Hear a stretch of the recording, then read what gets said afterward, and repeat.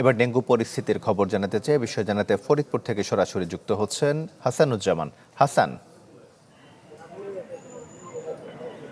Dengue পরিস্থিতি যতই দিন যাচ্ছে আমরা দেখতে পাচ্ছি খারাপের দিকে যাচ্ছে। আমরা ফরিদপুর মেডিকেল কলেজ এবং ফরিদপুর জেনারেল হাসপাতালে আমরা খোঁজ নিয়েছি এবং সেখান থেকে জানতে পেরেছি যে ফরিদপুরের সবগুলো সরকারি হাসপাতালে জানুয়ারি থেকে এ পর্যন্ত ৭৯ জন ডেঙ্গু রোগী এ পর্যন্ত ভর্তি আছে। আমরা এই মুহূর্তে যেখানে রয়েছি ফরিদপুরের সরকারি জেনারেল হাসপাতাল, সেখানেও এই মুহূর্তে কোনো রোগী ভর্তি না থাকলেও গত এক সপ্তাহে ৩ জন রোগী কিন্তু ডেঙ্গু জ্বরের চিকিৎসা নিয়েছেন। এখানকার সিভিল সার্জন যিনি আমাদেরকে জানিয়েছেন যে যতই দিন যাচ্ছে ডেঙ্গু রোগী ভর্তির হার বাড়লেও এখনো পর্যন্ত পরিস্থিতি নিয়ন্ত্রণের বাইরে যায়নি। অর্থাৎ আলাদা করে ডেঙ্গু রোগীর কর্নার থাকলেও সেখানে যে চিকিৎসক এবং যারা চিকিৎসার সাথে সম্পৃক্ত তারা এখনো রোগী দেখতে বা তাদের ওষুধপত্র সব মিলিয়ে তারা কোনো হিমশিম খাচ্ছেন না।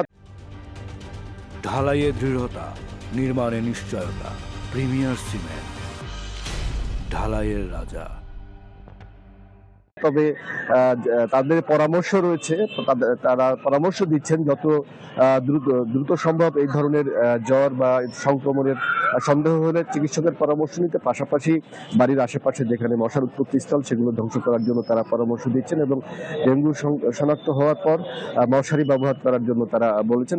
সরকারি হাসপাতালগুলোতে সেটি সঠিকভাবে প্রতিপালিত হচ্ছে না, কোথাও কোথাও এরকম অভিযোগ রয়েছে। তবে চিকিৎসকরা আমাদেরকে জানিয়েছেন তারা এসব ব্যাপারে যাতে সতর্ক থাকা হয় সে ব্যাপারে তারা রোগীদেরকে পরামর্শ দিচ্ছেন। হাসান, আপনাকে ধন্যবাদ। ডেঙ্গু পরিস্থিতির খবর জানাতে ফরিদপুর থেকে যুক্ত হয়েছিলেন হাসানুজ্জামান।